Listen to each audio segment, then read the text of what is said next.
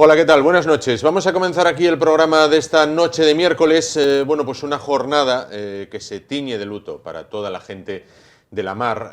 Bueno, pues con esa tragedia ocurrida, ese naufragio en costas de Terranova de un pesquero gallego. Una noticia que, como digo, bueno, pues tiñe de luto cualquier otra de la que podamos hablar. Todo parece trivial. Bueno, pues ante la fuerza de la naturaleza que se ha llevado por delante, bueno, pues la vida y la ilusión de unos trabajadores tremendamente sacrificados, como son los que van a la mar, y también, bueno, pues las esperanzas y la alegría de sus familias. Hay que seguir adelante. Noticias también de la jornada que, como siempre, nos trae Carmen Baragaño. Carmen, ¿qué tal? Buenas noches. Bien, buenas noches. Bueno, pues entonces, a nivel nacional. A nivel nacional, Pablo Casado recrudece sus ataques a Vox y Pedro Sánchez le insta a romper con los de Abascal en toda España. Y eso que todavía no han comenzado las negociaciones propiamente dichas en torno a la formación de gobierno en Castilla y León. Uno de los temas que ocupará buena parte de nuestro programa de hoy. A nivel regional. A nivel de Asturias, los perfiles más demandados por las empresas asturianas son enfermeras, operarios industriales, dependientes y administrativos. Enfermeras, precisamente, se demandan enfermeras en Asturias y precisamente con la representante sindical de las enfermeras, con la secretaria autonómica del sindicato SATSE, será con quien hoy conversaremos en el inicio del programa, porque las enfermeras en el Principado dicen que no lo están pasando nada bien y tienen muchas reivindicaciones. Y a nivel local. A nivel local, continuamos un poco con la noticia que hablábamos ayer. Han sido condenados a 2 años y 9 meses de prisión los acusados de prostituir a mujeres en un piso de Oviedo. Pues a la sombra, que se van por un total de 2 años, 33 meses en este caso. Bueno, pues a la sombra en este caso. Muchísimas gracias, Carmen, por estar esta noche con nosotros. Y ahora ya comenzamos el programa de hoy, como siempre, con la cabecera.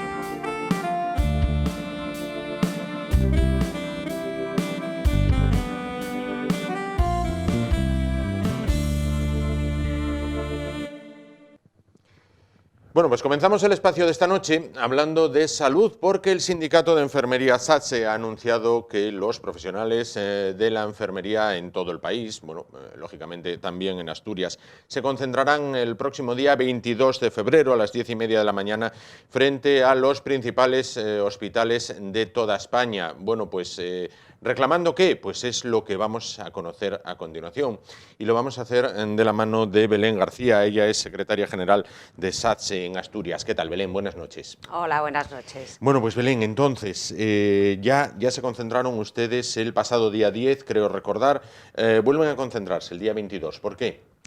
Bueno, digamos que esto forma parte a nivel estatal pues, de una estrategia coordinada, ¿no?, que ha iniciado el Sindicato de Enfermería en todo el país. ¿Por qué? Bueno, pues porque los profesionales lo demandan después de más de 2 años de pandemia, viendo que nuestros gobiernos y nuestros partidos pues, no han tomado absolutamente ninguna medida, y otro porque bueno, se ha agotado, digamos, el diálogo en las mesas de negociación y en los ámbitos donde a través del diálogo puedes conseguir mejoras, ¿no? Entonces creemos que ha llegado ya el momento pues, de iniciar otra serie de movilizaciones que, como bien dices, pues empezaron la semana pasada delante de los centros de atención primaria. Esta semana que viene, el martes, nos concentraremos delante de los principales hospitales de todo el Estado y continuarán una serie de movilizaciones pues, hasta que se oiga nuestra voz y hasta que los profesionales, sepan, se den cuenta de que de verdad partidos y administraciones realmente van a tomar alguna medida, ¿no?, para mejorar un sistema sanitario que creemos que a día de hoy está roto, está desarticulado, por mucho que nos digan, y que no se ha tomado ninguna medida para mejorarlo después de estos 2 años. Señalan ustedes en el comunicado que la protesta pretende reflejar la grave sobrecarga y presión asistencial que se sufre en los hospitales, así como el empeoramiento en la atención y cuidado que se presta al conjunto de la ciudadanía, ¿no? ¿Cómo podemos ejemplificar, cómo podemos describir esa sobrecarga? Bueno, pues evidentemente teníamos unas plantillas ya de enfermeras y enfermeros y también de fisioterapeutas, que no me quiero olvidar de ellos, pues que eran ya lo veníamos denunciando antes de la pandemia, unas plantillas que estaban muy ajustadas. De hecho, sabéis que tenemos pendiente la tramitación de la Ley de Seguridad del Paciente para dejar de estar a la cola de todos los países europeos. Aquí en España tenemos una media de 5,3 enfermeras por cada 1.000 habitantes, cuando la media europea es de 8,8. Eso ya nos indica por qué sufrimos una sobrecarga asistencial en los distintos centros sanitarios y sociosanitarios, porque tenemos unas plantillas muy escasas. Estas plantillas, a peor durante estos 2 años, encima los profesionales han sufrido pues una sobrecarga excepcional, digamos, con toda la pandemia, han llevado sobre sus espaldas un gran peso de toda la pandemia y a día de hoy pues se encuentran agotados, hartos, decepcionados y bueno, creemos que es la hora ya, pues como dije antes, de que se tomen medidas. Claro. Comentábamos antes, fuera de micro, España antes exportaba enfermeras, pero ahora me dice, las bolsas de trabajo están vacías en España. Es decir, se están trabajando y así todo no se llega al ratio requerido. Exactamente. Influyen 3 factores, digamos, yo creo. Uno, la cantidad de enfermeras que en su día se marcharon fuera de España porque les ofrecían mejores condiciones laborales y retributivas. Calculamos que hay unas 8.000 enfermeras a día de hoy fuera de nuestras fronteras. Otro, el gran número de profesionales que se está jubilando en los últimos años y que en estos 2 años se ha visto, digamos, incrementado. ¿Por qué? Porque hay muchos profesionales que por la situación en la que se han visto sometidos se han marchado antes de la edad máxima de jubilación, aun perdiendo dinero, pues porque se encontraban en unas situaciones muy desfavorables. Y ya por último, pues porque el sistema sanitario ha requerido de muchas más enfermeras y enfermeros durante estos 2 años, ¿no? Porque se han reforzado muchos servicios, en todos vimos que eran imprescindibles, las enfermeras han llevado el peso de las vacunaciones, de la toma de muestras PCR, el control y seguimiento de casos COVID, además de seguir atendiendo al resto de los pacientes. Claro. ¿Desbordadas entonces en los hospitales? Desbordadas, sobre todo en algunos servicios, cansadas, han visto suspendidos sus permisos muchas veces, luego no los pueden disfrutar cuando la cosa mejora un poquito, digamos que no es posible disfrutarlos ni cuando quieren, incluso el año pasado se les llegaron a retribuir porque no era posible materialmente que los disfrutaran y decepcionadas, como digo. Claro. Esas jubilaciones que apuntaba, que también se dan, lo veíamos en prensa en el caso de los médicos, ¿no va a haber relevo generacional entonces? Pues a día de hoy no, porque calculamos que en los próximos 10 años se jubilarán unas 40.000 enfermeras y enfermeros en toda España. ¿Qué ocurre? Sabéis que las plazas en las universidades de enfermería están muy limitadas también, ¿no? Sí, Tienen un cupo muy limitado. Concretamente aquí en Asturias pues hay 170 plazas, ¿no? Cada curso. Nosotros ya hace más de un año el sindicato se puso en contacto tanto a nivel estatal como a nivel de las autonomías, tanto con consejerías de Sanidad y Ministerio de Sanidad como con las distintas universidades, ¿no? Para, bueno, proponer un aumento de esas plazas que puedan permitir un reemplazo generacional, como bien dices. El COVID le situó en primera línea de batalla, digamos. Se pasó, paradójicamente, del aplauso al olvido. Se pasó del aplauso al olvido por parte... las 8, sí, al olvido. Sí. No digo tanto por la población, yo creo que se ha visibilizado mucho nuestra profesión, ha sido quizás la parte positiva de esta pandemia para nosotros, ¿no? La población se dio cuenta de lo imprescindibles que éramos y de los muchos lugares que ocupábamos y donde éramos necesarios, pero sí que es verdad que por parte de gobiernos y administraciones que se cansaron durante lo peor de la pandemia de repetir que no teníamos un sistema sanitario tan fuerte, que era necesario cuando saliéramos de la pandemia fortalecer ese sistema sanitario y tomar medidas para que no nos volviera a ocurrir lo mismo si vinieran futuras crisis sanitarias, y lamentablemente pues estamos viendo que después de 2 años no se ha tomado ninguna medida en absoluto, ahora ya están mirando nuestros políticos para otro lado y por eso digo que creemos que ha llegado el momento, pues ya que no se nos escucha ni se nos ha atendido, ni se han cumplido ninguna de esas promesas, pues ha llegado el momento de que los profesionales alcen la voz en la calle. Claro.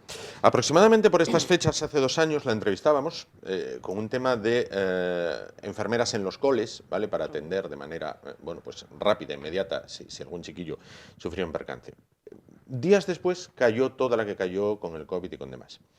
Como profesional, ¿Qué hemos aprendido del COVID? Es decir, todas las tragedias lo son en sí mismas, pero traen cambios aparejados, cambios de mejora. ¿Esta trajo algo de mejora en cuanto a la gestión? Decir, oye, esto lo estábamos haciendo mal, ahora lo podemos hacer de esta manera y sale mejor, ¿o todo volvió a...?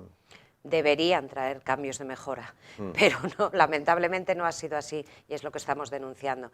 En el caso de la enfermera escolar, que me alegra que me lo recuerdes, en su día, hace 2 años, dijimos pues, que era una asignatura pendiente, ¿no? Que era una figura que estaba instaurada en muchos países de nuestro entorno y que creíamos necesaria por muchas razones. Durante la pandemia lo hemos visto también. Si hubiéramos tenido instaurada esa figura, hubiera sido de gran ayuda, porque los centros escolares fueron uno de los sitios, bueno, donde más se precisó controlar, pues detectar precozmente los casos y controlarlos, ¿no? Como carecíamos de enfermeras en los centros escolares, pues toda esa labor la tuvieron que asumir tanto los profesores, que siempre dijimos, de aquella estaba conmigo Gumer, que es Sí, el presidente de AMPE también, siempre dijimos que no era su labor ni están capacitados para ello, han tenido que asumir una responsabilidad muy grande también con la pandemia, y por otro lado, las enfermeras que ya estaban bastante sobrecargadas, que se tuvieron que hacer cargo de esa coordinación con los equipos COVID de los centros escolares. Entonces, pero bueno, vemos que ha pasado el tiempo, quizás no estaba instaurada, nos pilló la pandemia, pero ahora que ha pasado o que estamos ya mejorando, no vemos ninguna intención de que se instaure esa figura tampoco. ¿Podemos poner cifras a la situación en Asturias de centros de salud y UCA, por ejemplo? ¿Cifras de profesionales? Sí. Bueno, en la plantilla del Servicio de Salud hay 4.500 enfermeras aproximadamente, y enfermeros.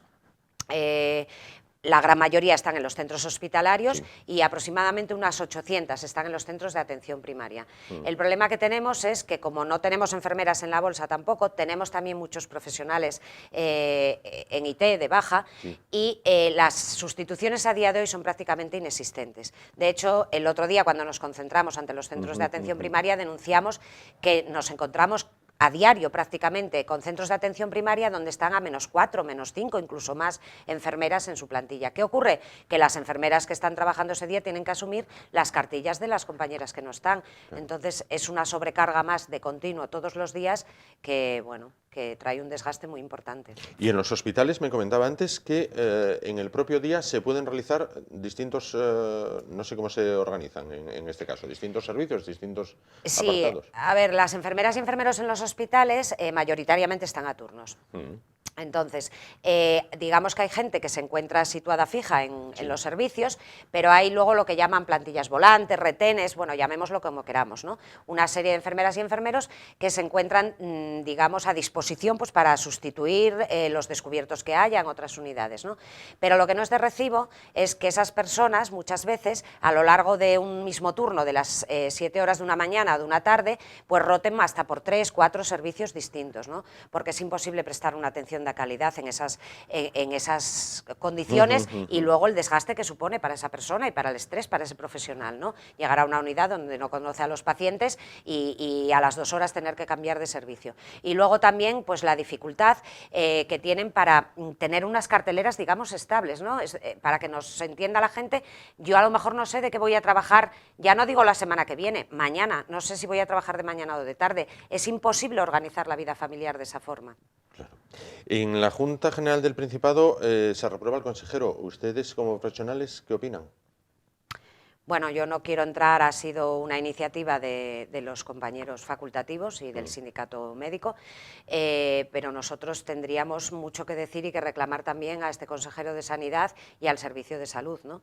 Pues un poco en la línea general de toda España, porque no se ha tomado, creemos, absolutamente ninguna medida después de estos 2 años para mejorar nuestras condiciones. Bueno, concentración entonces el día 22 frente a los principales hospitales de nuestra región. A partir de ahí, ¿qué calendario hay?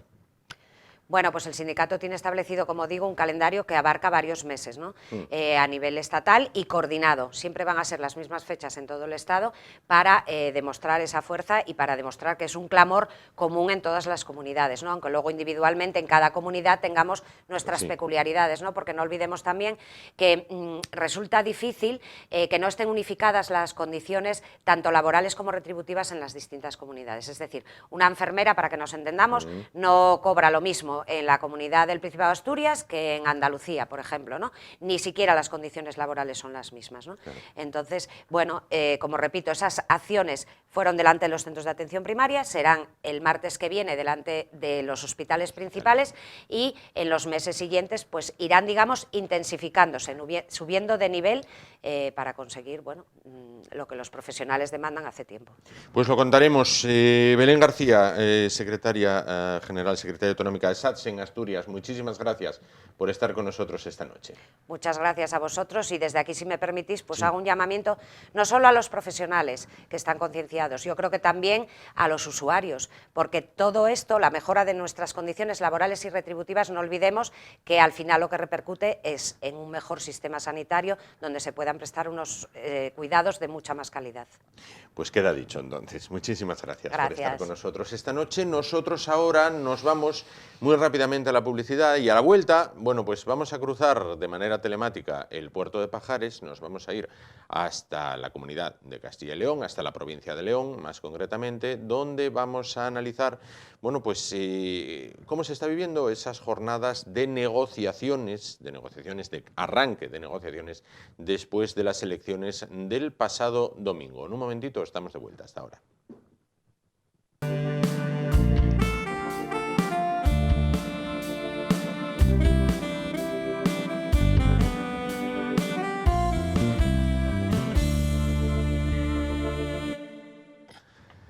Lo decíamos antes de los anuncios, nos vamos a trasladar ahora de manera telemática, eso sí, hasta el otro lado del puerto de Pajares, más concretamente hasta la provincia de León. ¿Por qué? Bueno, pues como saben, el pasado domingo se celebraron comicios autonómicos en nuestra comunidad vecina, en una de nuestras comunidades vecinas, la comunidad de Castilla y León.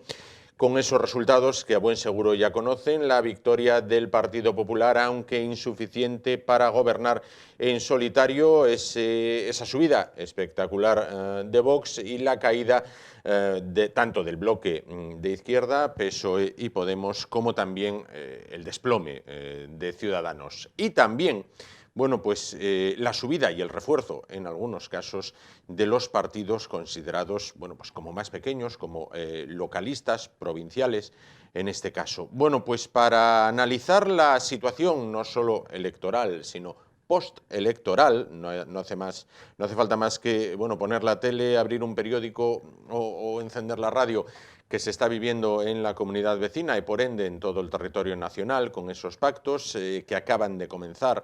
No las negociaciones, sino las declaraciones previas a las negociaciones. Bueno, como decimos, para conocer de primera mano vamos a conectar con la televisión 987 de León, bueno, pues una televisión amiga al otro lado del puerto de Pajares. Creo que allí ya nos espera uno de sus periodistas que está siguiendo de cerca cuanto acontece en el aspecto político. Se trata de Cristian Fernández. Buenas noches, Cristian.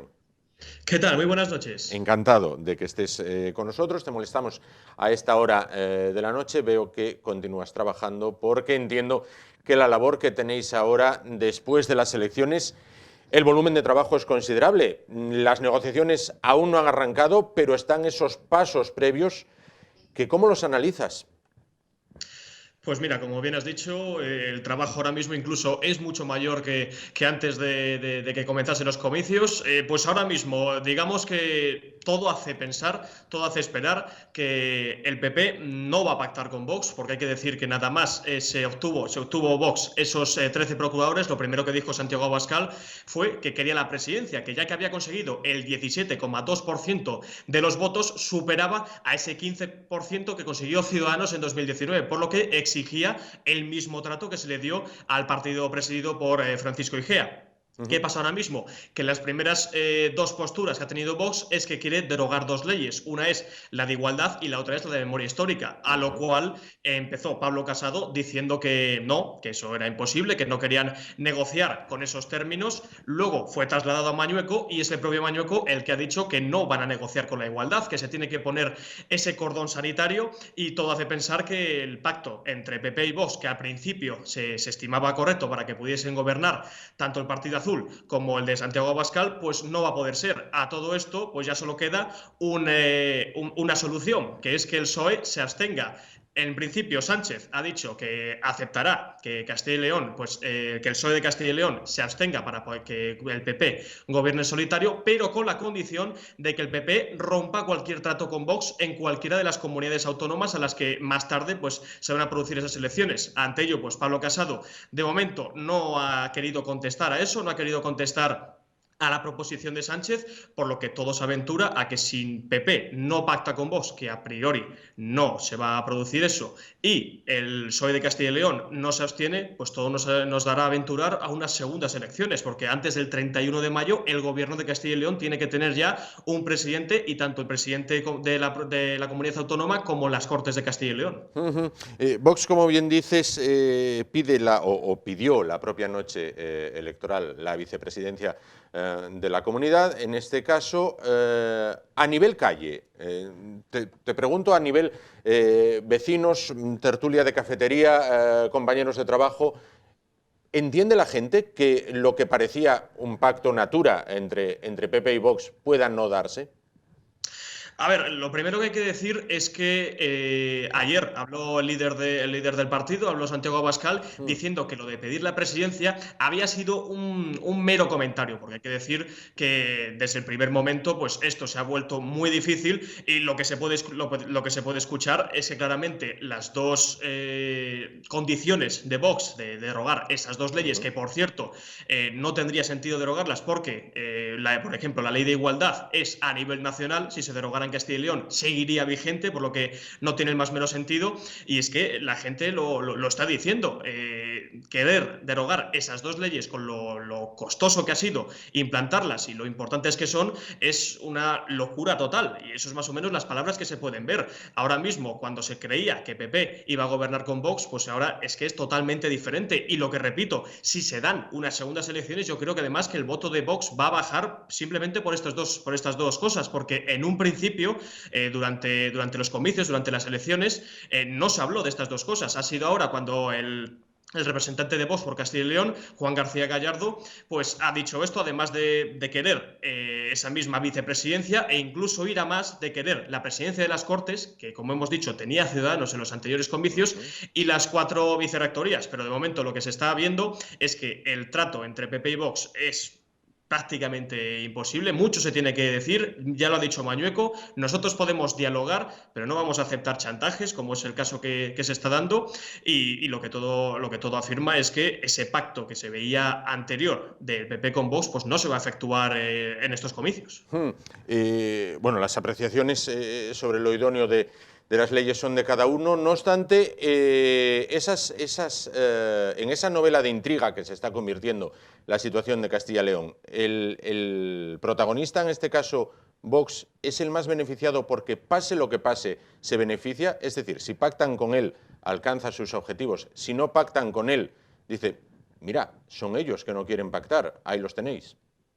Solo hay que ver que Vox pues, se puede decir que ha sido el partido más beneficiado en estos comicios, porque hay que decir que en 2019 solo logró un procurador y ahora mismo pues ahí tiene los 13, es una subida del 12. Ya por ello, pues Vox ya tiene bastante voz en las Cortes de Castilla y León. Ya por ello pues se puede decir que es un claro ganador. Ahora, si no consigue esa presidencia, si no consigue, mejor dicho, esa vicepresidencia, pues se puede decir también que Vox ha podido ganar, porque es que el peso ya está ahí, la decisión ya está ahí, y es algo con lo que hace prácticamente 3 años no tenía con solo un procurador. Es más, estaba igualado con algunas fuerzas que ahora se pueden decir que, como son los partidos, como hemos dicho antes, localistas o regionalistas, y ahora mismo pues ya es una potencia, es el partido más votado de toda Castilla y León. Eso hay que tenerlo también en dato, aunque solo haya conseguido 13 procuradores, ha sido el el partido que más votos ha obtenido en diferencia con los demás partidos, y ya por ello pues están afirmando que es una victoria, aunque luego no consigan tener ese sitio en la vicepresidencia en las Cortes de Castilla y León. El desplome de Ciudadanos en León, a tenor de lo que está sucediendo en otros lugares de España, y la caída del PSOE de hasta 7 asientos, ¿era algo anunciado? Sí, sí, por supuesto. Desde el primer momento pues, se sabía que primeramente Ciudadanos iba a sufrir un desplome, como ya lo sufrió en su día a nivel nacional. Por ello, Francisco Igea, pues aún así se mantenía positivo, pero es que hay que decirlo, esa bajada, que es que estamos hablando de 12 procuradores que tenía en 2019 a solo uno que tiene ahora, que solo se ha mantenido pues el propio líder de Ciudadanos, Francisco Igea. Y en el PSOE, pues más de lo mismo. Incluso se estaba diciendo que después de esto, Luis Tudanca, que es el líder del PSOE de Castilla y León, pues iba a dejar el cargo, iba a dimitir. No lo ha hecho, ayer confirmó que iba a seguir, que aún no obstante se lo estuvo pensando después de ese desplome. Ha perdido 7 escaños, ha tenido 28. Pero es que aún así el PSOE pues tampoco ha perdido tanto, porque hay que decir que el PP ha quedado con 31 escaños y PSOE ha quedado con 28. Es verdad, esa bajada de 7 puntos significativa, pero tampoco ha sido un fracaso como tal, aunque hay que decir que a nivel de votos PSOE es uno de los más damnificados, y muchos de los votos, tanto de PSOE como de Ciudadanos, pues han ido a parar, sobre todo también a Vox, pero sobre todo también a esos partidos que tanto han destacado en estos comicios como han sido los localistas y regionalistas. De los que hablaremos ahora, pero antes quería... el comunismo no avanza, Podemos se queda con 1. Se queda con 1, hay que decir pues que tampoco es una pérdida muy grande, porque en los anteriores comicios solo había conseguido 2. Es por ello que el líder, Pablo Fernández, que estaba en representación por León, tuvo que presentarse por Valladolid, porque si no iba a perder ese único escaño que tenía, y no avanza. Desde siempre pues se puede decir en Castilla y León que Podemos, sí que es verdad que en 2015 pues tuvo grandes resultados, pero es que tanto en 2019, que tuvo solo 2, y ahora en 2022, que solo ha tenido 1, pues está esperando pues un desplome ya, y bastante que tiene 1, porque también hay que decir que las encuestas se avecinaban que incluso no podría sacar ninguno, así que más o menos yo creo que una decepción por parte de Podemos. No acaba de arrancar y no va a arrancar en Castilla y León, pero al menos hay que decir que ellos van a tener representación, pero vamos a ver cuánto les dura esa representación. Claro, vamos con los otros grandes protagonistas de la jornada y del momento. Se trata de los partidos más pequeños, los partidos localistas. En este caso, Soria irrumpe con 3, Unión del Pueblo Leonés, UPL, que os coge de cerca, mantiene los 3 que tenía, Ávila mantiene el que tenía. ¿Cómo podemos explicar, bueno, pues para quienes nos están viendo, esas subidas y esas consolidaciones? Es un hecho muy simple. Estos partidos, tanto localistas como puede ser el caso de Por Ávila o el caso de Soria ya, que además ha tenido pues un auge enorme, como los regionalistas, porque hay que decir que UPL no solo se presenta en León, también se ha presentado en Zamora y Salamanca, atienden a una necesidad de cambiar cómo se está dando ahora mismo la situación en Castilla y León, atiende a una necesidad de cambiar todo esto, porque hay que decir que el mundo rural, lo que se dice como España vaciada en Castilla y León, es una de las más perjudicadas de toda España, y estos partidos atienden a esas necesidades de descentralizar, porque Castilla y León hay que decir que sobre todo existe la polémica de esa centralización en el bloque Valladolid, Palencia y Burgos, y lo que atiende sobre todo pues provincias como Soria ya, que es la provincia con menos habitantes de Castilla y León, pues ha salido a las calles, ha salido a votar, y eso es lo que se ha visto. Esos 3 procuradores, hay que decir que es las primeras elecciones en las que se presentan y consiguen esos 3. UPL, que hay que decir que ya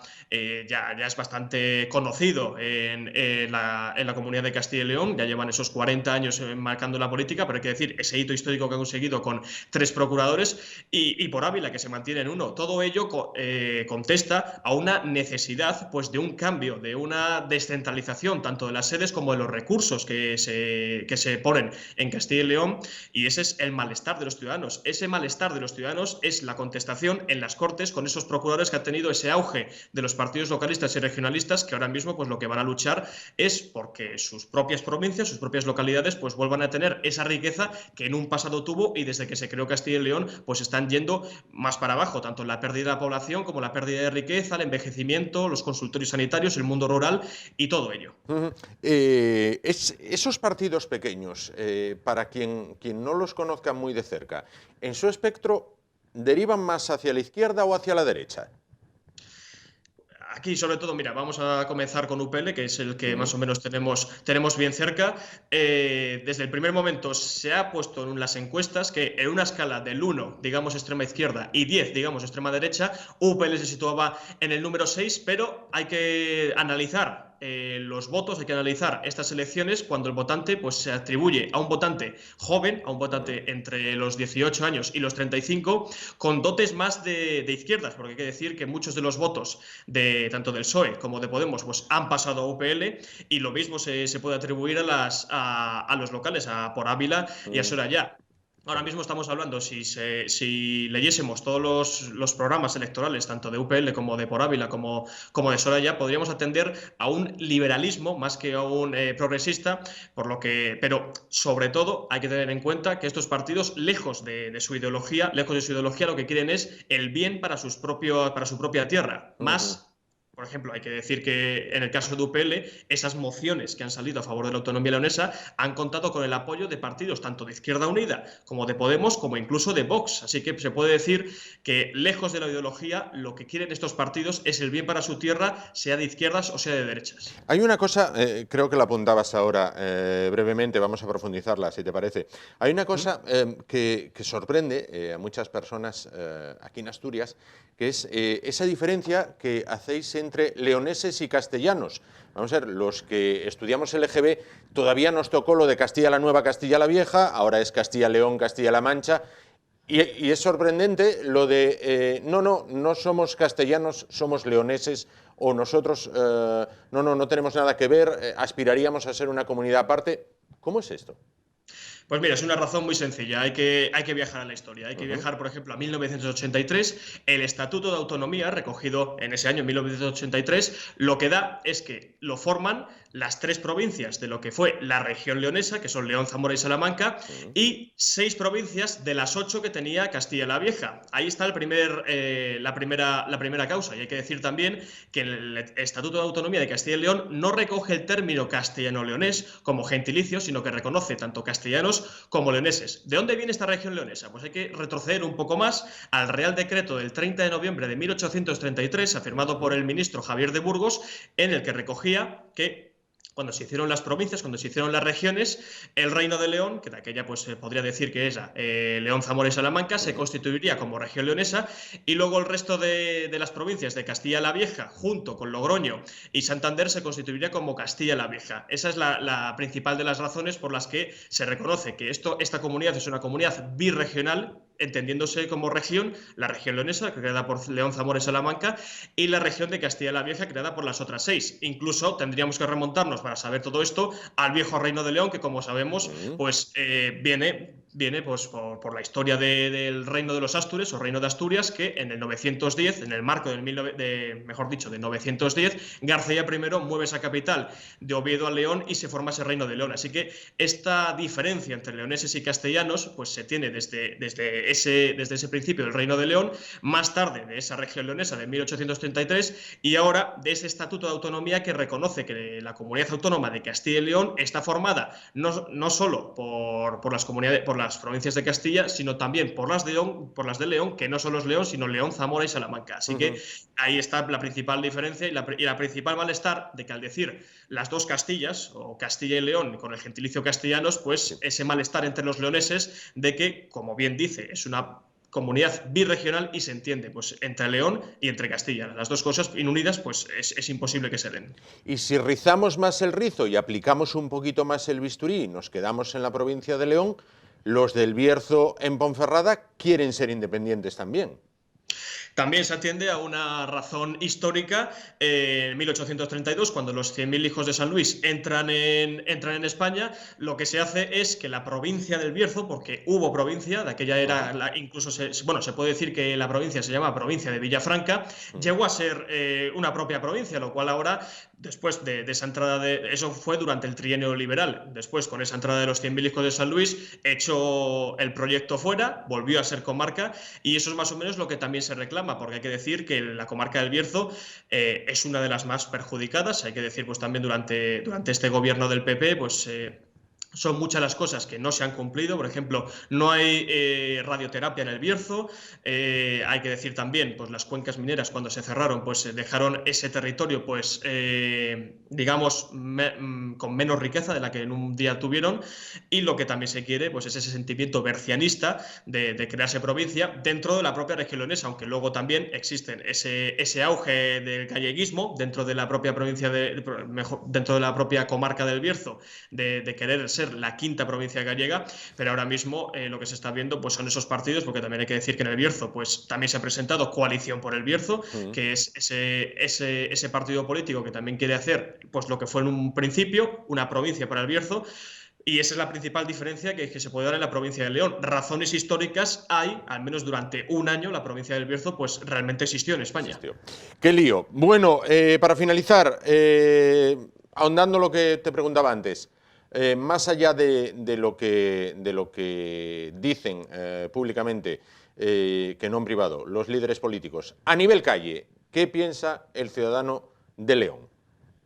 Pues ahora mismo, desde ayer, desde que se ha visto que el PP lo tiene muy difícil con Vox y que de momento el PP no se ha manifestado en cuanto a las propuestas de Sánchez de apoyar esa abstención a cambio de que no pacte con Vox, lo que se está viendo es que vamos a tener que volver a las urnas. Lo que se está viendo ahora es el miedo, o mejor dicho, en algunos casos miedo y en algunos casos por las ganas de querer volver a las urnas para poder cambiar esto. No sería la primera, en Castilla y León sí que sería la primera vez, pero ya se ha visto en las elecciones nacionales como en los últimos dos comicios pues sí que se ha tenido que volver a las urnas. Ahora mismo la mayoría absoluta, que es 41, es imposible que se logre con un pacto.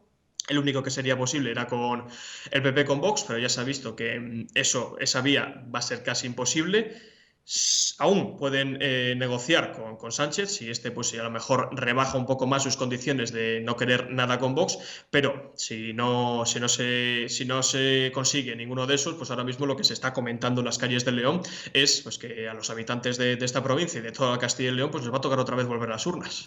Bueno, pues el tiempo nos dirá lo que pasa y a lo mejor, bueno, pues hay que volver, a lo mejor o a lo peor, nunca se sabe, hay que volver a las urnas. Cristian Fernández, periodista en 987 Televisión de León, muchísimas gracias por estar con nosotros esta noche y acercarnos, bueno, pues de primera mano ese momento que se está viviendo postelectoral, preapertura de negociaciones en una de nuestras comunidades vecinas. Muchísimas gracias. Antes de irnos, Cristian, ¿mucho frío en León?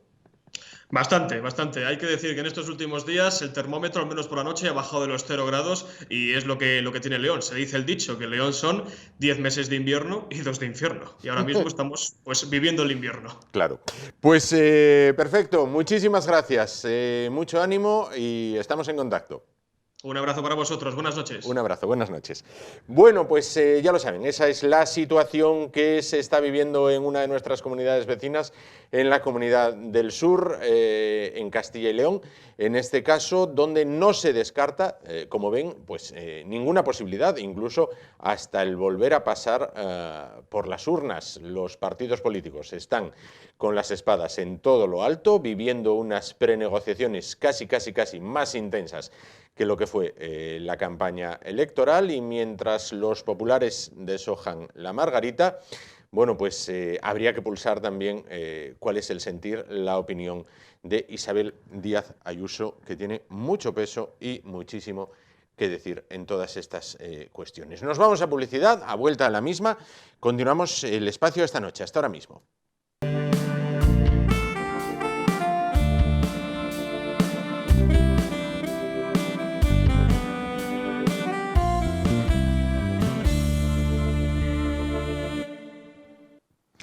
Bueno, ahora ya en la recta final del espacio de esta noche, pues vamos a adelantarnos un poquito a los acontecimientos. Vamos a aprovechar que ya tenemos con nosotros, bueno, pues aquí en la tele, a Javier Neira, dando los últimos toques al programa que viene después, a La Caja Negra, a las 11:15 de la noche, y le hemos hecho el atraco a mano armada de sentarlo en nuestro sofá para ahondar en el tema que tratábamos con los compañeros de 987 Televisión de León. Javier, ¿qué tal? Buenas noches. Hola, buenas noches. Esta noche abordáis en La Caja Negra, bueno, pues las elecciones de Castilla y Sí, su León. proyección a nivel nacional, ¿no? De Castilla y León. Castilla y León, efectivamente, como bien nos hizo la diferencia Cristian Fernández desde León, nos lo explicó sí, claro, perfectamente. ¿y qué escenarios se abren? Claro. No solo en la comunidad de Castilla y León, sino en el conjunto de España, ¿no? ¿Qué escenarios se abren? A ver qué dicen nuestros contertulios, ¿no? Contertulios, ¿qué serán esta noche?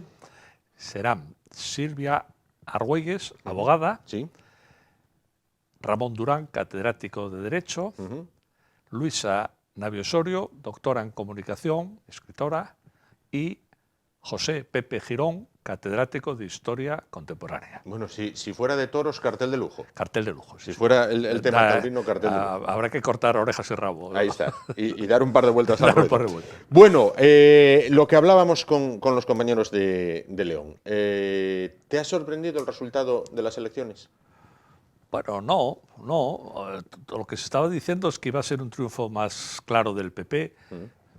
Bueno, sí, el PP, algunas encuestas le daban pues 4 procuradores más que los que sacó, pero vamos, básicamente no me ha sorprendido mucho, ¿no?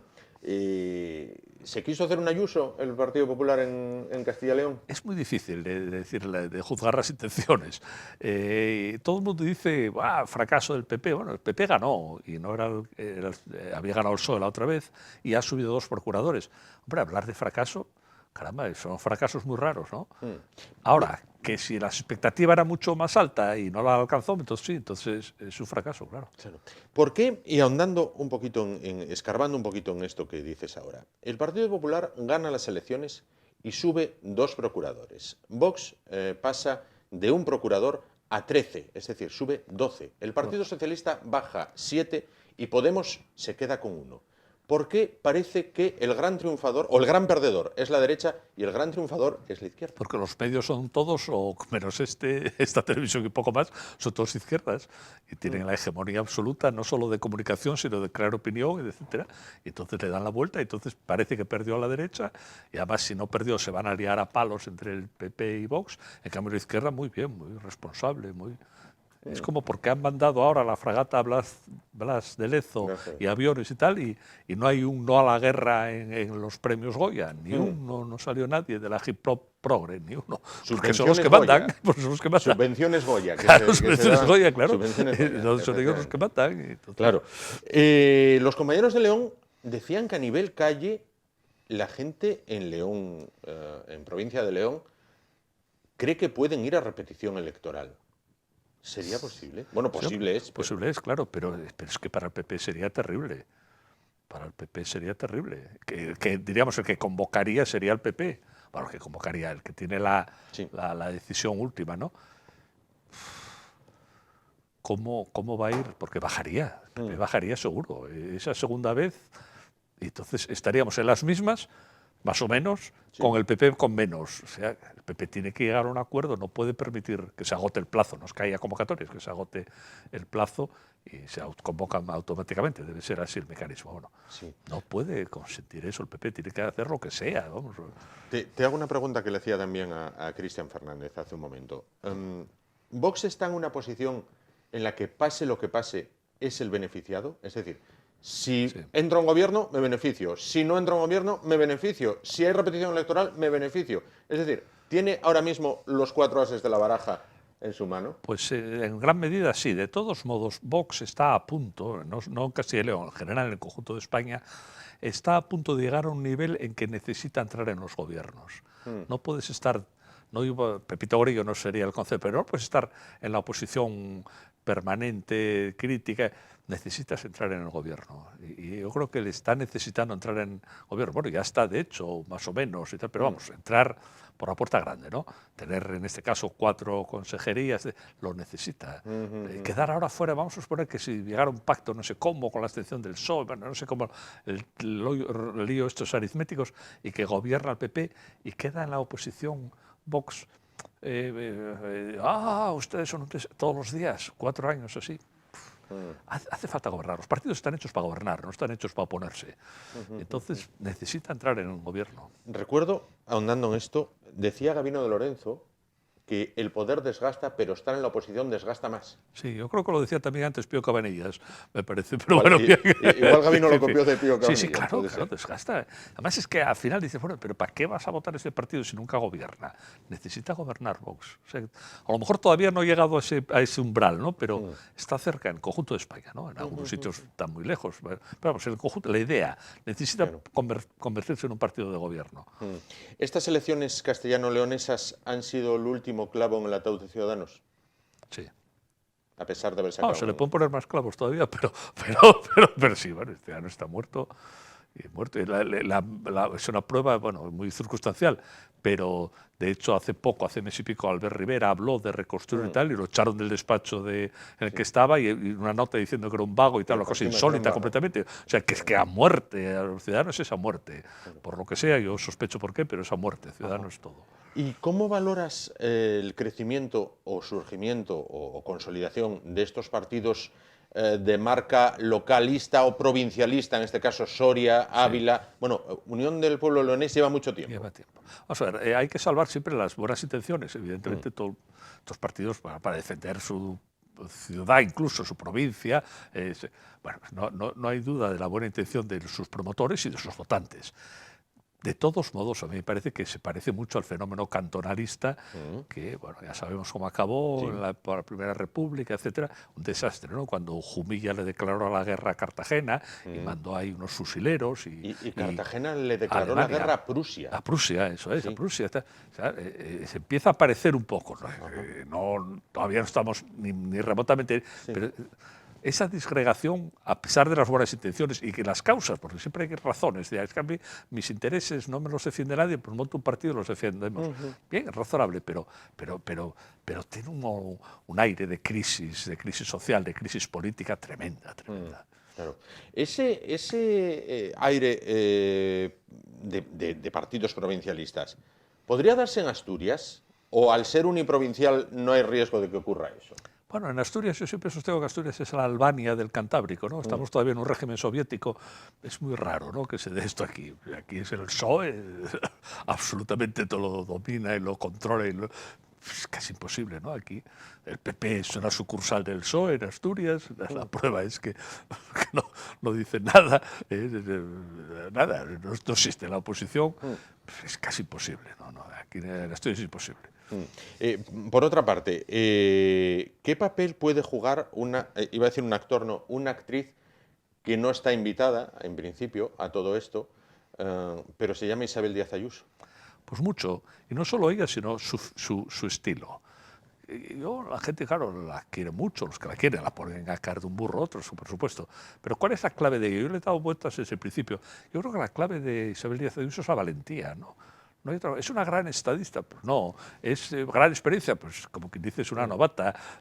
¿Cuál es? Es la valentía, ¿no? No se arruga ante la izquierda, que es el problema de la derecha cobarde, que siempre se dice la derechita cobarde, que ya viene de los años 20, 30, el complejo de inferioridad de la derecha frente a la izquierda. Entonces, esa es la figura. Ella... su mentora, que es Esperanza Aguirre, será el mismo estilo, por eso ganaba elecciones por abajo la pata, y el antecedente mejor fue Aznar. Frente a la derecha, está siempre acomplejada, Aznar no era acomplejado, no tenía ningún complejo con la derecha. Claro, después las cosas acabaron como acabaron, prefiero ni recordarlo, ¿no? Claro.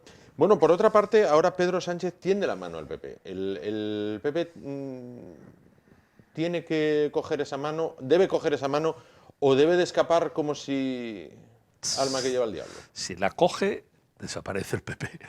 No desaparece. En el conjunto de España la imagen es terrible, ¿no? Que pueden buscar fórmulas de disfraz, pues que entren 3 consejeros independientes propuestos por el PSOE, que no... Bueno, y entonces a cambio de eso un apoyo en la investidura, pero hay miles de matices. Y claro, si pues se lanzan todos los medios a decir que muy bien, que magnífico, que cerebro, que gran estadista, cómo ha sabido, empieza con eso y tal, bueno, a lo mejor cuela. De todos modos, es un precedente, por otra parte, que puede darse a nivel nacional, puede darse el PSOE-PP a nivel nacional. Bueno, en Alemania estamos acostumbrados a esos pactos. Sí. Pasa que aquí sería, como siempre, no sería PSOE-PP, sería PSOE-PP, ¿no? El PSOE mandando todo y el PP pues limpiando los zapatos al PSOE, que es el modelo español, ¿no? Bueno, veremos, porque nos decían los compañeros de León que el 31 de mayo tiene que saberse. Tiene que porque saberse, se agotan los plazos y que ahí estaría el tema. En tu opinión, aunque luego todo se puede matizar y desdecir, los líderes políticos de un lado, de un partido y de otro, ya han hablado más de la cuenta, cosas que a lo mejor no tenían que haber hablado porque luego igual se tienen que desdecir. No, porque además que nadie se acuerda de lo que dicen, ¿no? De lo que dices hoy y la semana que viene nadie se acuerda. Yo creo que acertó Abascal en la misma noche electoral, es decir, queremos entrar con una vicepresidencia. Y acertó porque es dejarlo bien claro, ¿no? Antes de empezar a negociar los rollos marrulleros, no, ya de entrada. Yo creo que ahí eso fue un acierto. Bueno, los demás... Bueno, vamos a ver en qué para el tema. Nada, que invites a la gente a que dentro de nada, bueno, pues nada. mientras que hoy... Ya estamos calentando para saltar al campo, así que espero que nos vean todos, porque yo creo que va a ser un programa instructivo y entretenido, las dos cosas. Y no me resisto a despedirte antes de hacerte una pregunta. ¿Decepcionado ayer con el Real Madrid? Hombre, viendo lo que se jugó, no, porque el Madrid no jugó nada, nada de nada, nada de nada.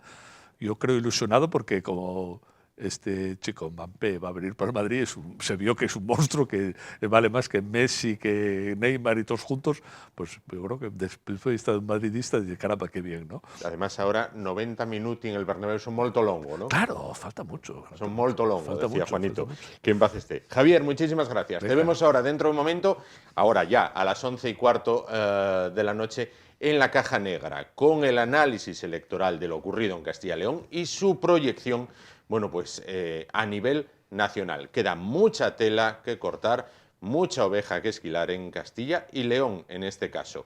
Nos vamos. Gracias por su atención. Volvemos pues mañana a partir de las 10 de la noche, aquí en el IEDES Asturias Televisión, en Telecable. Como siempre, gracias por su atención. Ánimo y adelante.